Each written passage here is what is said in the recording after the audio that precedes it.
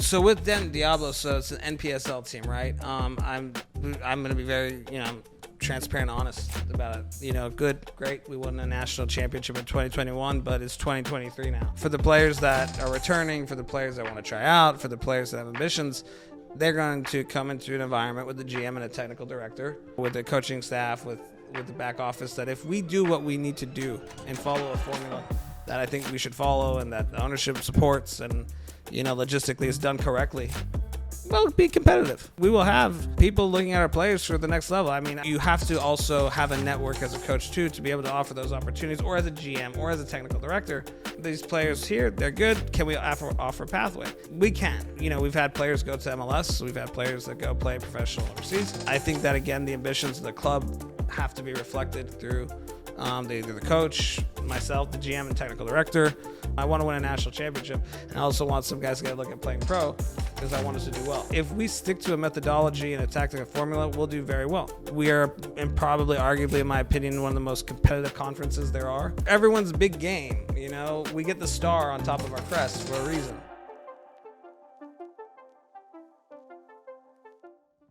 All right, guys, we're back. First episode post United Soccer Coaches Convention. We have a very special guest. It's Mr. Brad Namdar, GM of Denton Diablos, newly appointed. Right. And Brad and I actually go back. We took a coaching course together a few years back. That's right. But it's been a while. It's been a while. So why don't you fill everyone in on your life and where you've been the past few years? All right, sure, yeah. No, life right now, I'm the GM and technical director of the Denton Diablos and the NPSL. It's a lot of fun. It's been a lot of years, the coaching clinic. That had been like 2000. Like 10 years ago. Yeah, 10 hard. 10 we're hard the years. We're the only college kids in that course, by the way. That's right, yeah. Yeah, I remember that one. So a little bit about the background, yeah. I love soccer, man. I grew up, in Collin County, Plano, playing club like everybody else did, ODP, all that stuff. Kicked, footballs at Plano West. I was all right enough to, play 1 year at Texas Tech under Mike Leach. I was on the team, but I was behind a guy who was like setting history every time he kicked an extra point. Like he didn't miss it 4 years. So, then after that, I missed soccer a lot. And they kicked a lot of exextra points in that time. They did, yeah. Scoring hella touchdowns. Yeah, like Alex Trelica, shout out to him. He was a guy, man, just nailing the field goals in. But, it's cool being there, for a year, and all that stuff, winning a bowl game, and then coming to SMU. I knew Coach, Hyman. He was there at the time, and I got there, and then 2 weeks later, he went to FC Dallas. And then, so I graduated from SMU, played football at SMU. Really just jumped into coaching. I loved coaching soccer. It was totally different. We went to clinic together, and in 2010 I became the FC Dallas Estagio, which is a coaching apprentice under Shellis Hyman, Oscar Pareja, and those guys. So how did that come about? So I knew Shellis from the club days going up, and then when he was at SMU, and when I made my transfer to SMU, that's when he took the job to FC Dallas. And you keep in touch with the coaches and stuff, and I realized very quickly, I was probably gonna be a better coach than a player. So I remember I emailed him, hey, I'd love to do a coaching internship, and he first said no, it's not so they have as much, and then I emailed again, and we met, and he said, okay, you know what, let's get this thing going. And so through SMU, our journalism program, we created you had to get. Back then, now it's like I think you have to be paid for internships plus credit hours. Back then, it was just like, if you get an internship, we'll give you credit hours. So you actually did get credit for school from that? Oh, yeah. So okay. I got 3 credit hours doing it. And what was your major? Broadcast journalism. So I had to do a weekly post about what it was like being behind the scenes, as the Estagio, because it's kind of hard to push, journalism with this opportunity to work. I was going to say, they want to keep things kind of tight. Wraps, yeah. And so, but it was the best experience ever because, you got to learn from 2 legendary, coaches from at FC Dallas and beyond. And, Shellis and Oscar, they hold a lot of people's hearts, and they also are very good people. So, I learned so much in that year. Then after that, got my master's. I went and studied dispute resolution, conflict management, and I was the SMU men's soccer director of operations. And mind you, during this whole time, I also was coaching at St. Mark's, the varsity boys, associate head coach of 8th grade boys, Cooper Fitness Center, just as much coaching as I could and going to school at the same time.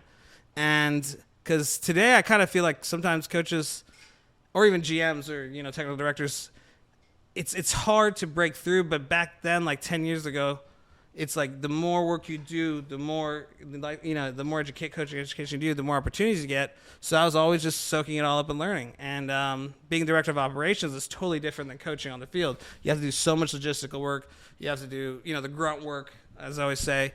You also, make sure the other team gets their DVDs after the match, make sure just operations. So you learn a lot from that too. And after that, went coached, a year in DISD at a high school, and I taught finance and accounting, and the bureaucracy was just uninspiring at times. But the kids are great. Don't get me wrong. The students are awesome, but well, it was good to get the experience of coaching in high school, but at the same time, I think there's always, more, as any coach would tell you, there's always, they wish they could do more. And then I went after that to Mountain View College, where I was the head men's and women's coach for the college program there. And they were the CAA program. And man, the facilities they have there are gorgeous.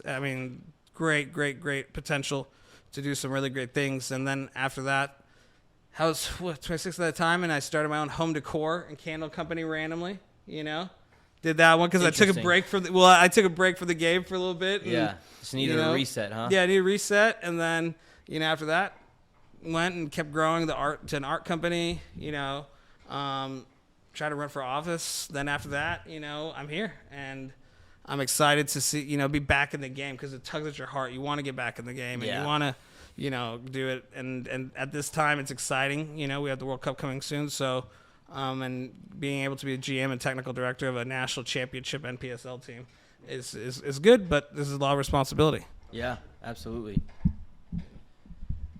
You want to chime in, Evan?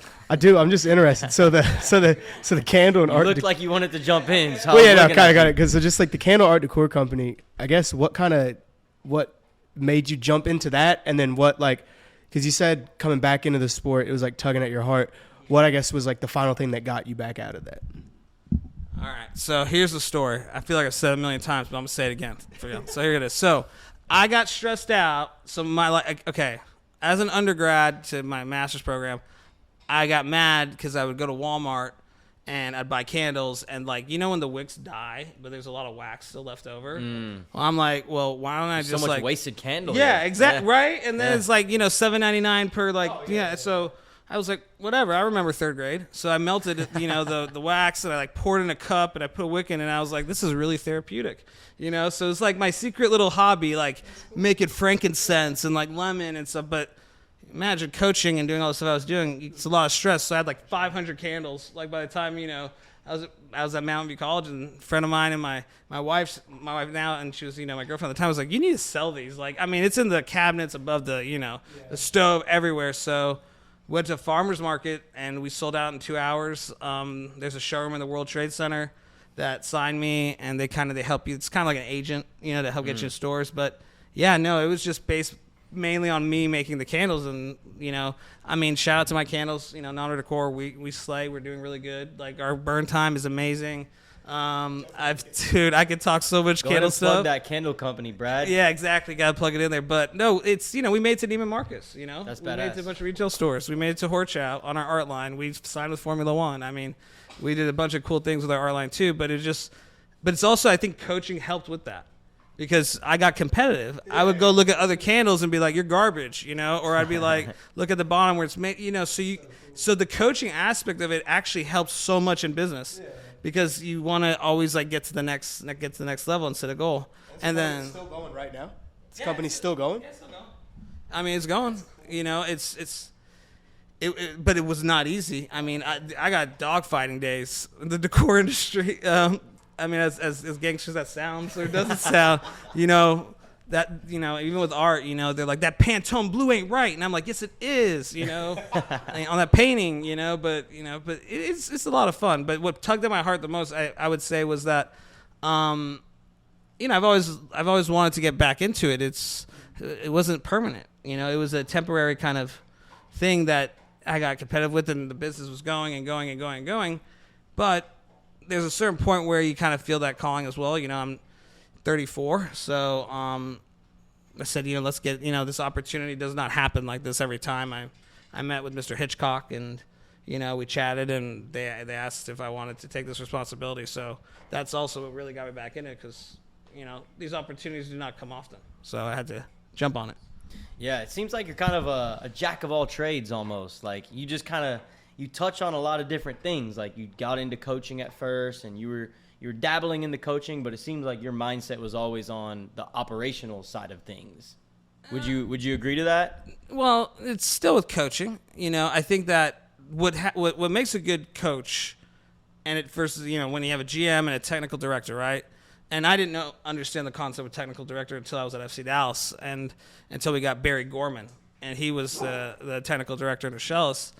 And you would learn that methodology and the way of playing is different. You know, the head coach is putting together a team that's based upon what the technical director gets, right, and what they work out. And usually you have to have a very good relationship with the coach and the technical director. If not, it's miserable, right? Yeah. So that's the coaching side of the mind that goes there. The GM side of the mind that's there is, well, okay, I've seen how to operate a program. I've seen what it's like to do with international trade and commerce, what it's like to do with, you know, negotiating business contracts from the business side of things, logistical side as well. So, I mean, all those experience, you know, put it there, but I'm always a coach at heart. Like, that's, you know, Yeah. that's the thing. But it's offered me the opportunity to be a GM because of those additional experiences. But definitely, oh, man, from the first days at FC Dallas, from being passionate with Oscar Pereira and Shells Hyman, and sitting on the sidelines against Inter Milan when we played them in 2010, we tied them 2-2. That was the sickest experience ever. Yeah, I mean, watching Coutinho play as a youngster. Yeah, it was crazy. I remember Eto scored on us dirty. Yeah. You know, well, but we tied 2-2, man, sitting on the bench, you know, with the guys. That's amazing. You know, and Jose Mourinho was my idol, and I was like, oh my God, when I found out we were playing Inter, I'm like, I'm gonna meet my idol, and then he went to Real Madrid like right before, so it was terrible. That's right. Yeah. It was rough. So I want to go back to like just your whole experience at FC Dallas, because I mean that's a huge opportunity to get, and like we talked about before, it's not like clubs are just going to open their doors to a volunteer, basically, you know? Like it was an internship for you. You got credit for it. But they didn't have to do that for you. You know what I mean? Right. And so, like, I guess I was extremely lucky, yeah. Yeah. And we had to, but it was a lot of work, too. Like, the internship then turned into, you know, getting paid and doing camps and doing clinics with the first team guys. And, but you just, I mean, I'm telling you, it's 12 hours a day, you know, the summertime minimum, you know, out there. With the academy, after class, every day SMU, go drive to Frisco and be there until 10:30 at night, then drive back. So it was an internship, but it was an Estagio that turned into, you know, more opportunities of working with the pro team and the academy. Like, I literally was walking up here, and one of my, you know, former players from the academy, Ruben Luna, texted me. Yeah. You know, so I do keep in touch with them, and he signed, you know, with the first team. Went back in 2010, I think. Sure, the first home. Yeah. He's good. He's good. He's good. And then Victor Ulloa was also there. You know, Moises Hernandez signed. And then Brian Leyva was the first one who signed. So it was an exciting time to just work with the academy too. Yeah. You know, but you're right. The opportunities are not because like at that time you were young. Like, you're a college kid. Yeah. I think that was that before you took your D course? The course that we took together? That was actually like the same time. That summer so it's going like, in. I mean, I was you're with FC Dallas. Barely getting even licensed as a coach. Yeah. And it's not like you have a whole lot of coaching experience. You played football in college, so it's like the way that everything just kind of came together for you at that time, like, I mean, that's invaluable. Like, it's created so many more opportunities for you along the way. And I think they should do more of that in the MLS. Absolutely. You know, I've learned something in life through soccer as well.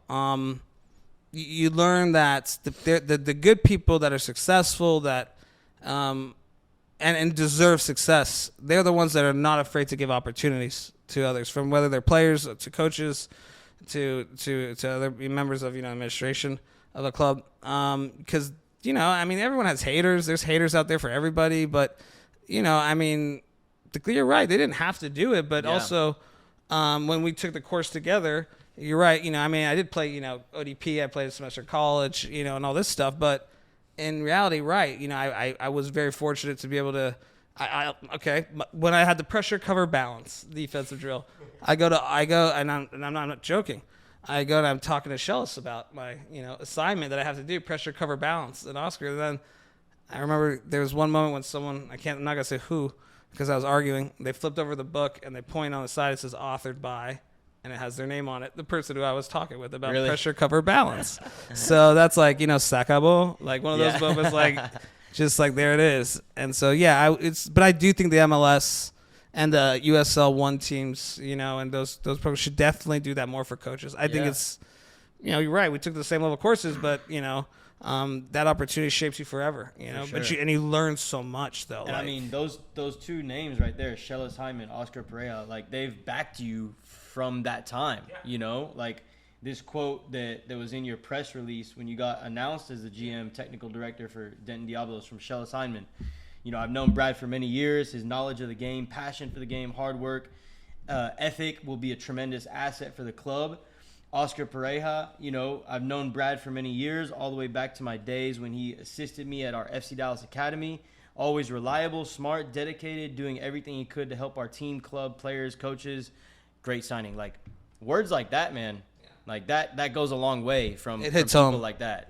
It's humbling, and it's home. Those are the type of people I talked about, are like good people that want to give opportunities, but also, be honest with you, not a lot of people would go and say, hey, I'd like to, you have to, if you see an opportunity in life, you have to take it, and say, hey, I want to learn. And I really do believe that culture has to still exist, or else, the U.S. soccer is held back a lot. Yeah. In your time there, I guess when it was kind of with the internship, and obviously you were getting like credits with the school, was it kind of like unpaid type of thing? Was it, yeah. See, and that's where I feel like we're getting like kind of at right now in society with like internships and whatnot. Because even like the internship like I did in college, it was for criminal justice and stuff like that. But it's like those ones, like it was very valuable to do all that stuff, but getting paid was never in the discussion. Right. And then I feel like nowadays it's like everyone that kind of either gets out of college or they're getting into college or they're doing that stuff, it's like they're just so bent on just getting an internship that pays or getting something that gives you immediate gratification or like immediate like a monetary thing, as opposed to you actually, getting there, putting the work in, you'll still be fine, you'll still get taken care of in other ways. And that's really just kind of how you got to kind of give it. And so like you said, getting back to those days is definitely what's going to definitely keep all this stuff going forward. Yeah, man. Well, this is just a different generation. Like these teenagers, youth coming up, like young adults, they have big dreams and big aspirations. They want to go and achieve big things, but they don't really understand like what it takes to accomplish those things and the sacrifices that you have to make. Right. Like they see professional players living their dream, but they don't understand what they had to do to get there. And it's like you said, the immediate gratification, they want it now. And they're not willing to go through the struggle, the adversity, to reap those rewards later. And it's like what you did, put yourself in that position. You put yourself out there. Like you didn't have to do that. They didn't have to give you the opportunity, but also you didn't have to put yourself out there that way. But because you did, and because you were willing, you were willing to just do the work and not necessarily reap direct benefit from it immediately, it's paid off in the long run. For sure. And just like you said, with the, studying criminal justice and all that stuff, I do believe that you're right. To a certain extent, yes, there are kids and there are people that, internship, how much am I going to make, all this other stuff. That wasn't a discussion. The fact that like it was actually, to be honest with you, when I was there for free with no internship for like 2 months. And then, SMU, and even that is an opportunity, right? Because you show up and you care and stuff like that, and I knew that first team coach, that helped. But yeah, you don't stick around if you don't, if you don't breathe it, if you don't want opportunity. So nowadays, sure, we do have, I think as technology has advanced in soccer and nutrition and sports nutrition and all this other stuff, Messi, he's 35, he just won the World Cup. You'll see he's looking as good as ever, too, by the way. So he was looking players, lively in that tournament, man. Which would surprise a lot of people. Yeah. But I see that the longevity of our players and our youth players, there's a lot of more sports science that goes into it. And I think that makes them feel that the actual hard work isn't required for some. There's obviously some that I know right now that are extremely dedicated. They want opportunity. Of course. But if they don't have the right people around them, oftentimes you can get led into the wrong situation or the wrong club or the wrong, opportunity. And it's important to have coaches, I think also younger coaches that have experience to say, hey, I worked with this club and, this is usually the right way, or, stay away from this agent because this is the way this thing goes, Mm-hmm. And also how to deal with the stress of it too, because we have come a long way with the academy programs and stuff like that, but soccer's still growing. So we have to grow to scale with that. Mm-hmm. If we don't, well, we lose so many opportunities. And that's why I'm excited about, the NPSL, because it can offer opportunities if we, as GMs, as owners, as coaches, as advocates for, soccer, make it a platform to give players opportunities at higher levels. Because some didn't play in college. Some didn't get to, they didn't get to play clubs. So, it's good to have this platform to have a big mix, but we also have to take it seriously from every side of U.S. soccer as well. So, shout out to that as well. Yeah, and it's, definitely at that level, it can provide a second chance for a lot of those types of players that you're talking about, because there are plenty of good players, and I mean, I've seen them, you've seen them, and I'm coaching some right now that I know they have the ability to go as far as they want to go, but how far do they want to go, and how far are they willing to push themselves? And so Diablo's other, lower level professional teams, like there's so many of them out there now where it's like it can give those types of players a second chance to be like, hey, do you really want this? Here it is. And if you want it, like now it's in your hands. No one else is going to do it for you. No one's going to hold your hand along the way and show you the way. You got to figure it out for yourself. And what are you going to do about it? Yeah. And even just kind of obviously, since we're talking to you about Denton Diablos, plugging them as much as you can. But even whenever because I graduated probably 2017. And when I first got back out of college, one of the things that I wanted to do was kind of obviously wasn't ready to go USL or MLS or any of that. So I was trying to struggle to kind of, so I was playing PDL my last 2 years. And that was kind of the level. And I thought I could probably get to maybe the USL at some point. But whenever I got out of college, it's I didn't really have kind of any teams in the area that seemed like they'd be like a good fit or anything like that. So I bounced around. Obviously, I was in Cleburne for a bit. I was in Keene and some other places. And they weren't bad teams by any means. But just going back to obviously talking about the NPSL team where y'all are at and kind of what y'all are doing, I remember it was probably 2 or 3 years maybe when I was out of college and I was already coaching with him and I was already super busy.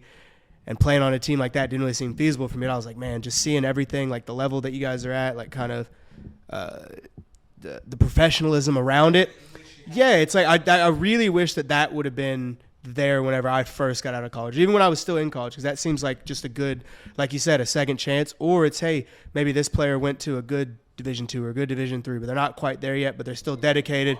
Yeah, they're still dedicated, and they still want to maybe give it one last shot. And it's that seems like a perfect environment to do it. Kind of I'll set everything up. There will be a good mix of young talent who didn't go play in college for their own personal reasons. Yeah. But then also high level college players coming back and even older mid-20s. We have international players that come and play in our leagues. I mean, and at the same time, which is good. There's people that couldn't even go to college because they had to feed their families. They had kids, they had the parents to take care of. I mean, quality players. I mean, I've seen many of them, and so it's kind of crazy. Yeah, I graduated in 2012 and.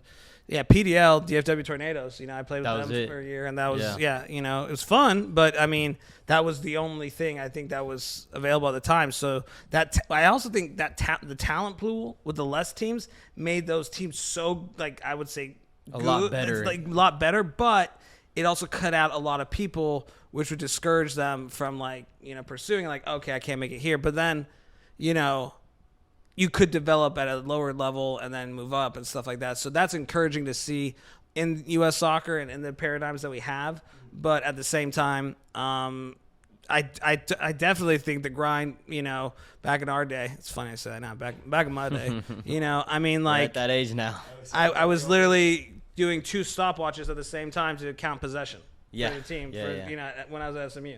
And how many times the ball go out of bounds, how much, all that stuff. And then now we have technology that does that for us. Yeah, automatically. So, which makes coaching you have to always adapt. So that's the most important thing. And some coaches don't know how to. So And that's why they need these people in these internships and these young ones kind of bringing in through, getting the new blood in there, showing them, what the TikTok is, all that stuff, that good stuff.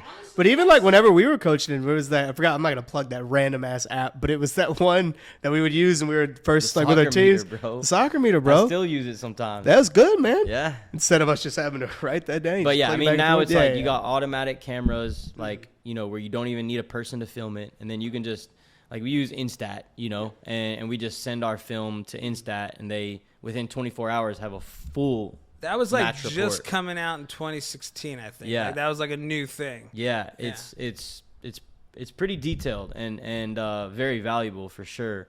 They announced some kind of partnership with Huddle. I'm not sure exactly how that's going to work, but I mean, yeah, there's options. The technology is out there that is going to not only help coaches but players too, and analyzing their own performances. And one other thing I want to say about that too is that like you gave the shout to the internship. Yeah, no, that it really also tests you. It tests you to see if you can handle this because I mean, I've had a lot of coaching experiences, but it seems like the one you guys like is the Oscar and the Shellis one, so I'll keep it to that.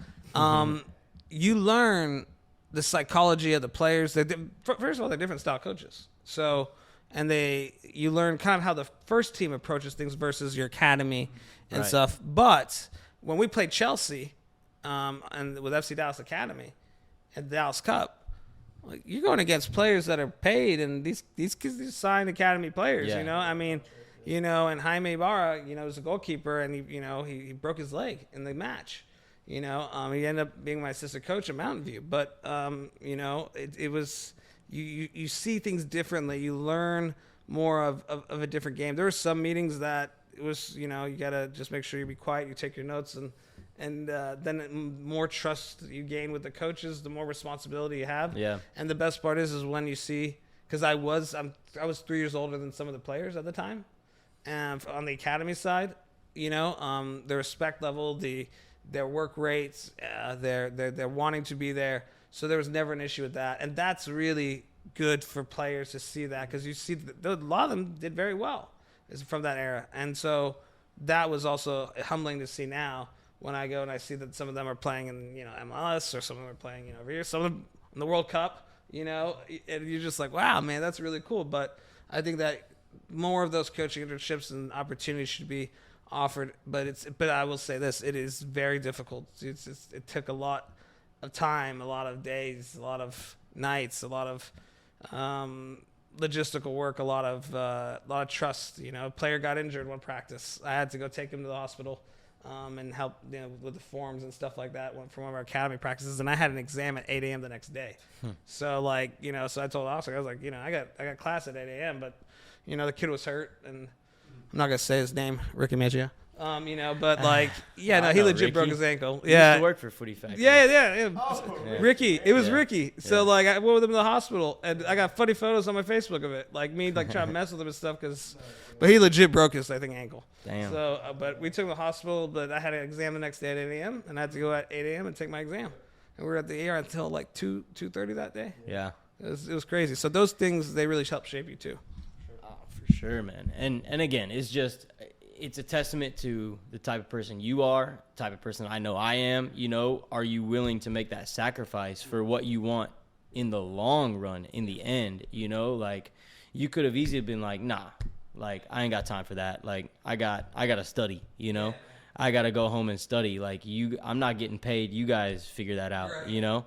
Like, you could have easily done that. And obviously, easier said than done looking back on it. But Eventually was paid, but yeah. Yeah, but you had to Shout earn out. that. You had to earn that. You definitely had to earn it for sure. But that was never, for some reason, it's crazy. That was never in my mind at the time, was worrying about money or getting paid. It was more like the team needs you. Yeah. You're part of the team, and you do whatever you can for the team. That's the point I'm trying to make is like that mentality is not the same with this like next like this gap of like teenagers through I would say even like early 20s players. A lot of them don't have that like maturity to put their own like personal motives aside for something that the group needs and also putting it aside for a long-term reward from it, right? Yeah, because we even talked about it. It's not necessarily the same exact lines, but when we were talking about kind of your team last year, that someone needed to grow up. Remember how we pointed out the couple that were really fully bought in, fully doing everything on and off the pitch type of thing? It's paying back off. in the day, yeah, it's paying off. But back in the day, you wouldn't be counting the ones that did that because it'd be too many. Yeah. Nowadays, you'd be counting the ones out that like the 2 or 3 that aren't. And so, I mean, I think now it's all about, I mean, you obviously can recognize more so the ones that do it, but I don't know, it's just weird. I mean, I think hopefully it gets back to it, but it's just, I don't know, it's odd, isn't it? Well, also this is something that I think is super important. You also have to be inspiring to players. Sometimes you have to unlock. I mean, I've seen coaches. Oh my goodness, there's phrases that you take, and you end up using their lines and all this stuff because it's so inspiring. But I do believe that good coaches, especially younger coaches, our age, I do believe that a lot of players that say, okay, well, if my coach's ambitions is this high and my ambitions are this high, well, I like to play for that coach because, it's no secret. You say, okay, well, do you think I want to be here forever? Do you think I want to be in, a high school team or, club team or whatever team, right, forever? So I think that it's also, as for us coaches, that are, 40 and under, I would say, that actually want to make a career out of it, you need to be inspiring enough to the players to unlock potential because that's part of it. I mean, it's like, look, I'm trying to get here. Like, exactly. If I don't get you here, there's no way I'm going to get there either. Yeah. And you're exactly right, man. It's like, a player is not going to follow a coach who doesn't want to push themselves as far as they can possibly go. Right. And push their team as far as they can possibly go and push those players as far as they could possibly go.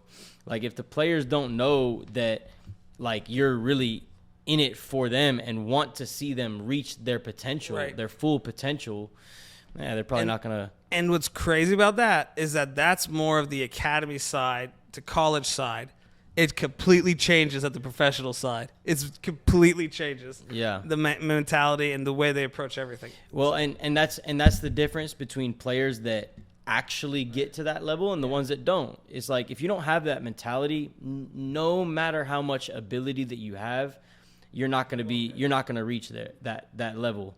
But when you get to that level, I mean, managing those types of motivation levels, like that's not an issue. It's more of like the day-to-day, like, oh, he's having a bad day, like let's figure out why that is, let's try to bring more out of him on that day. But like their overall goal and their overall commitment to reaching that goal is consistent across the board. Like you wouldn't be at that level, you wouldn't be in that environment if you didn't want to push yourself as far as you could possibly go. So what are the ambitions for Denton Diablos? Like, it is a professional team, but it's a lower level professional team. So like what kind of players are you after, and what is kind of the what are you selling to them as far as where they can take their experience with Diablos forward?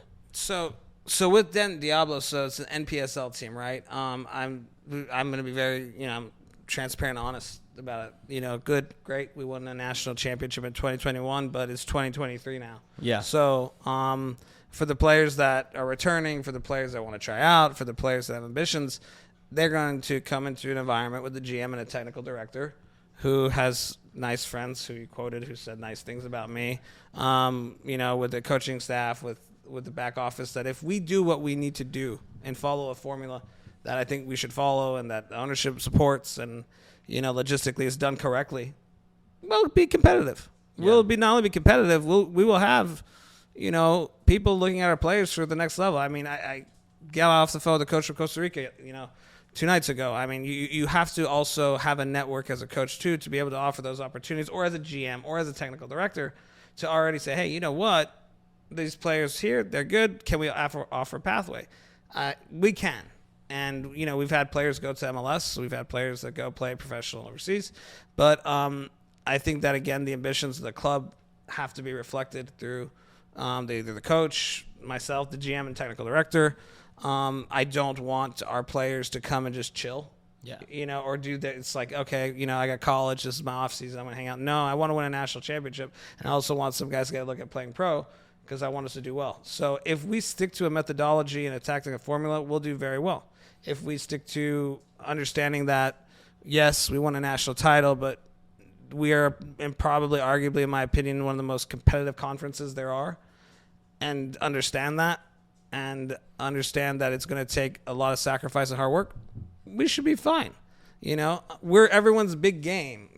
We get the star on top of our crest for a reason. Yeah. So last season, they finished 5th, I believe, in conference. They did so after winning the national championship. So I think it's kind of like when Tottenham had that hangover from going to the Champions League. How many teams are in the conference? that hangover has been lasting for a little while. Well, yeah. So 2021, and then they won the title, then they got 5th, and I think that there was a lot of things that changed, but also it's a lot. They were a new club. They were not 10 years old. Yeah. They were a new club. So now it's a reset, right?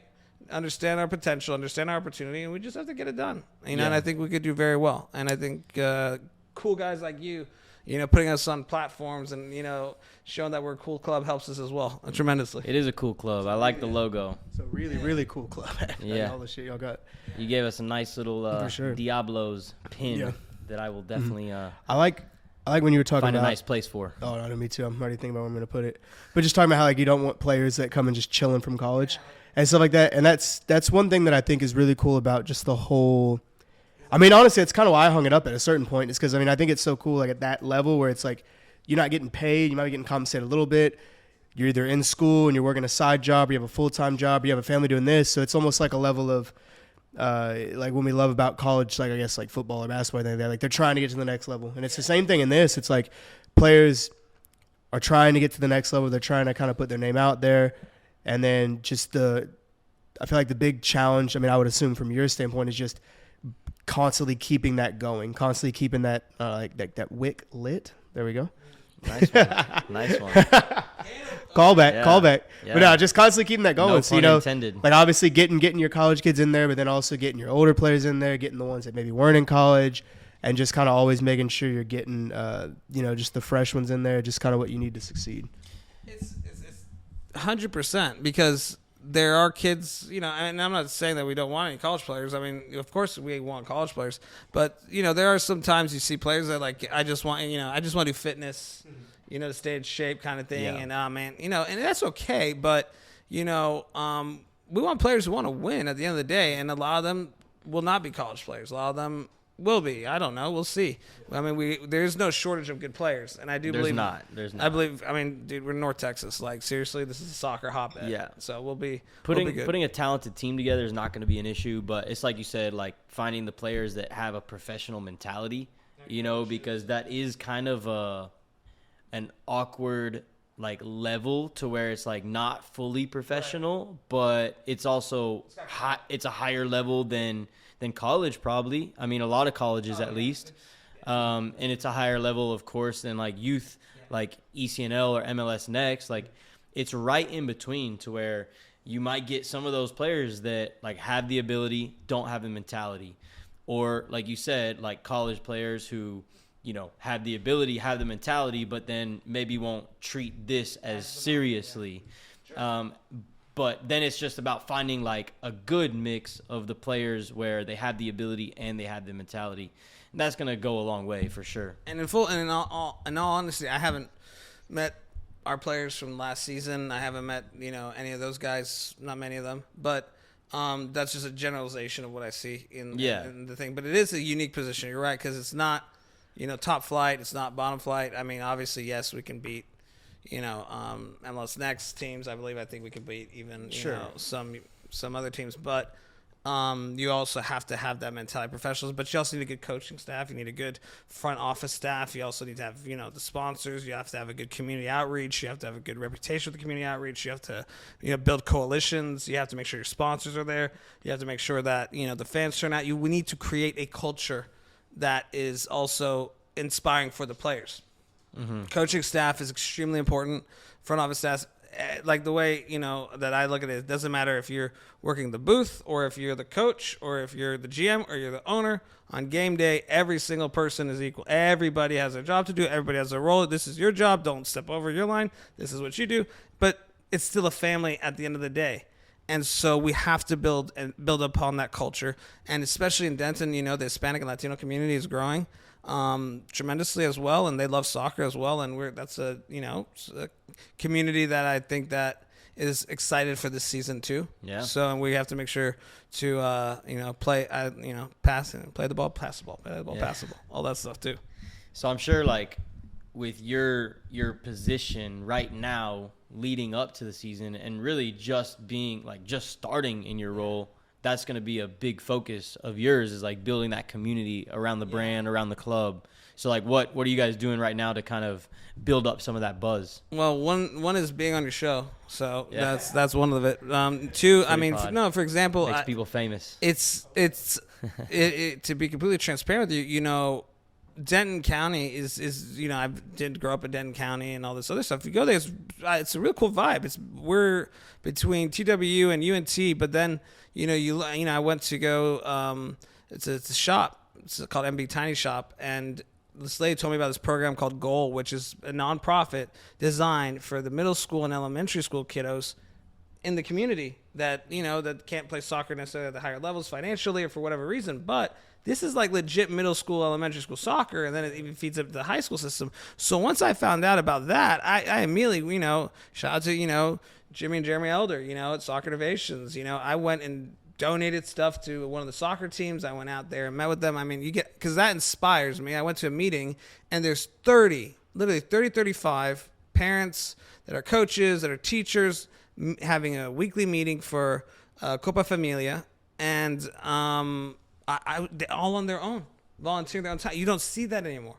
So I said, hi, so, and we have a good relation. We've had a relationship with them previously, but I was like, this is a relationship we must invest more in, because to those kids, we are the big team, and so, little things like that, going into the community outreach also, making sure that, we're communicating with our stakeholders and sponsors, calling players and coaches and letting them know, hey, do you have any talent? Who are you looking at? All that stuff. Connecting with the other conference GMs, learning a lot from them. They're really cool as well. Learning from ownership, calling, from your old coaches to, a lot of stuff. But you have to do branding. Social media is extremely important, but also it's extremely dangerous, so you have to be very careful about that, because I've seen some things online, that are about teams or coaches or people that it was 100% inaccurate, but people don't have any interest in correcting it believe whatever they see. Yeah, or they're ignorant, and then they want to stay that way as opposed to reporting facts. But so you have to deal with those things, and then you have to deal with the players. And so right now for me, the number one thing is making sure that our fan engagement is there. It's also making sure we get the best team. We have tryouts on February 5th as our first tryout date. Getting coaching staff sorted out, which is extremely important, obviously. And we have so many things, but we're going to get them done. But I do have a very good feeling about this season. I really do. And I also have a very good feeling about the future of U.S. soccer, as long as we take advantage of the opportunities. If we don't, then, but I do have some good feelings of the future for sure. Yeah. No, I do too, man. I think that just the energy you bring is going to bring life to the club, and I'm looking forward to seeing, how you put things together and how the season progresses. Yeah. And I like how you said whenever you found out about that, I guess the local kind of organization for Goal, when you found out about Goal, it's like your first thought wasn't of obviously how can this help Denton Diablos? Your first thought is, how can I help this? How can I do this? How can I do this? And I think that's truly the way that you help build a community and you help build a club where people do want to come help out. People do want to do that. They do want to support you, is having that mindset like that, like looking at it not from the standpoint of just how is this going to benefit the team that I'm going to work for? How is this going to benefit, these kids as a whole? How's it going to benefit the sport? Oh, yeah, for sure. How's it going to benefit all that growing up? But no, man, even just kind of talking with you, you sound inspired. I'm excited to see how y'all get it going. Let's hear it. Let's hear it. So this is funny, and I may not say the name. I might. You're gonna say it. I don't know. I don't want to. But so it was. Listen. This is some straight true story. This happened about 2 weeks ago, or not 2 weeks ago, maybe a week ago, and I had a kidney stone. Okay. Rough. Oh, terrible. I mean, I've been stressed out. I've had to do other things.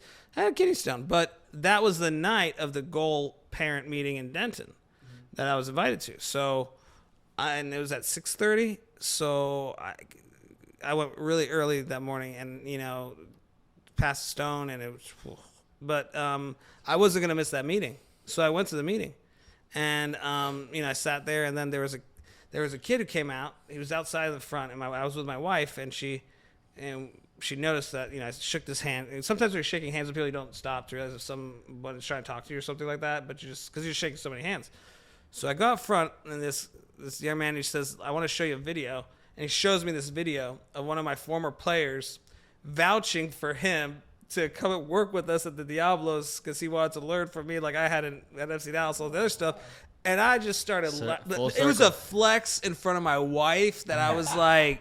Do you see this? Yeah. Do you see right now that this kiddo had to get? I mean, shout out to creativity. Then I found out that the guy saw me come in, the young man that stopped me at the end, and he texted my buddy. He was a former player of mine saying, "Yo, can you send a recommendation for me to work with?" So I mean, shout out to that kid. That's that's that old school hustle you don't see. He press play. He's like, "Hey coach, it's me. Bleep.